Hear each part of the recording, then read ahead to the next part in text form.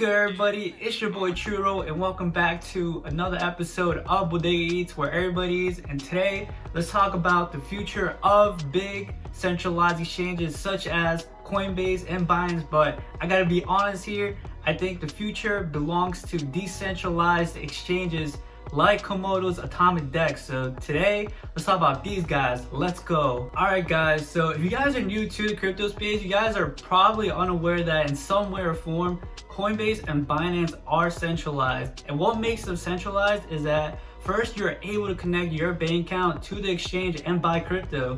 And this basically means that Coinbase and Binance work closely with your local banks and regulators like the SEC, the IRS, and the FBI.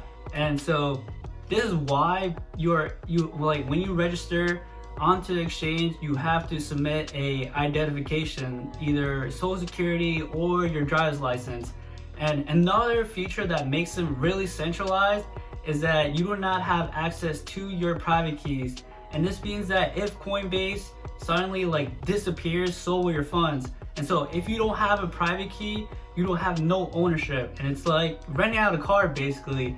Like, you paid for the car, but you actually don't own the car because you don't have the keys to it. So that's what I'm trying to say. And this is a big problem for Coinbase because they don't fully embrace the decentralization aspect in which people should have ownership and control of their funds. And guys, this is why decentralized exchanges like Komodo's AtomicDEX are really popular, and it's because you have full access to your private keys, and this means that users on the AtomicDEX have full control of their funds.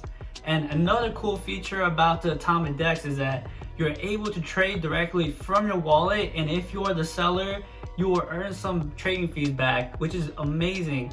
And what's so cool is that you can store or trade any coins out there, and I don't think any centralized exchanges allow you to do that. I think they have only a limited amount of listings of coins due to regulations and stuff like that. So with a decentralized exchange like Komodo's AtomicDEX, you can trade any coins and you can add them to the exchange. Like, if you have any coins out there that Coinbase or Binance don't have, you could add it onto Komodo's AtomicDEX, which is amazing, guys.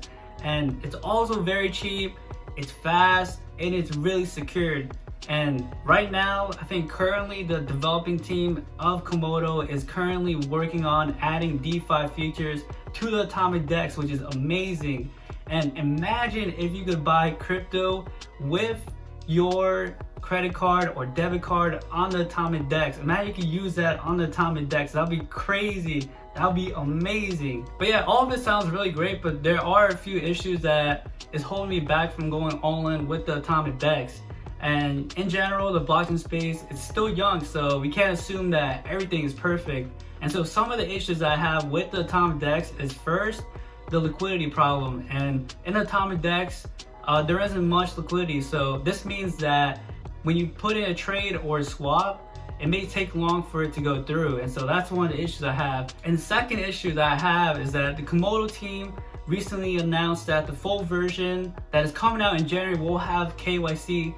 And this means that you will have to provide your information such as social security or driver's license. And I know many of you guys love privacy, and that is understandable, and I understand the reason behind their decision, and they want to protect their developers from getting bodied by regulators. And so the real question is that should the AtomicDEX be considered as a fully decentralized exchange?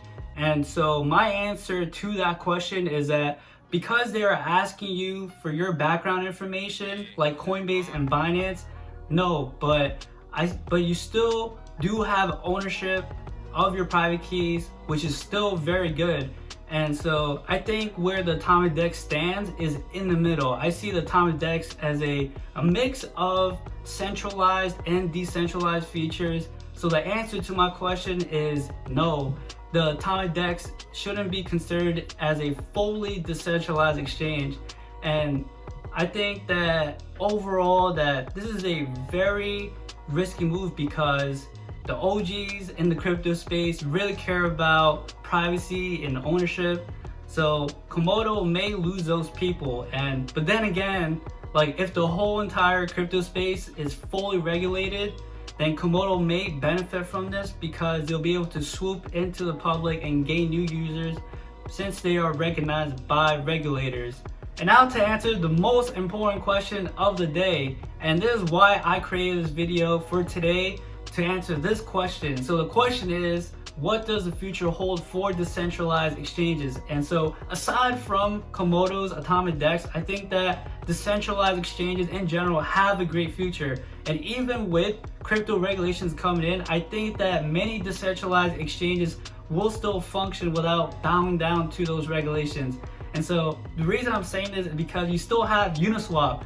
Uniswap is one of the most popular decentralized exchanges out there, and they have an office in Brooklyn, in New York City, in New York, and we all know that New York in general and New York City is the center of financial regulations, the most strict financial regulations out there, and they're in the center of financial markets and institutions. And so with that being said, it just gives me hope that decentralized exchanges still have a great future and will have one. And yeah guys, it's time for your boy to go, and let me know down in the comments, let me know what you guys think about this whole entire regulation stuff that might be coming in. Do you guys think decentralized exchanges will have a great future? Let me know in the comments below, and I'll see you guys on the next episode of Bodega Eats, where everybody eats, and peace from the beast.